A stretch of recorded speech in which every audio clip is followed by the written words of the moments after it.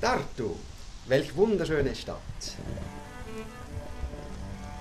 Die Romantik alter, schöner Holzhäuser wie in Karlova und Suppilin, der Suppenstadt. Der Emajögi, Embach, in seiner idyllischen Lage stiftet Identität.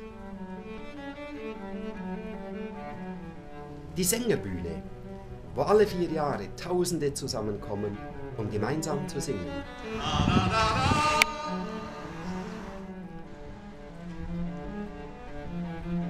Moderne Wissenschaft an der Universität. Viele grüne Bäume.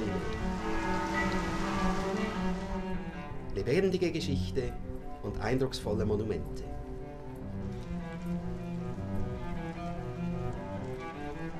Ah!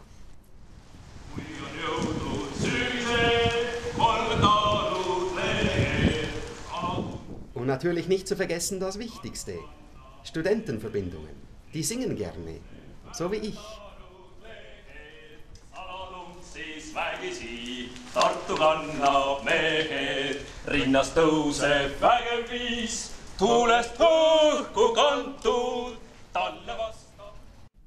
Ich bin Ivan Durer, genannt Kynos, Bursche und Mitglied der Turitia in Zürich. Im nächsten Herbst, vom 6. bis 12. Oktober, möchte die Korporation Ugala das erste europäische Liedfestival für Studentenverbindungen organisieren. Die Idee wurde für den Wettbewerb der Stadt Tartu gewählt, wo sich 25 Projekte um den Beitrag der Stadt bewerben. Helfen Sie, Tartu nächsten Herbst mit Musik zu füllen. Wählen Sie Idee Nummer 25.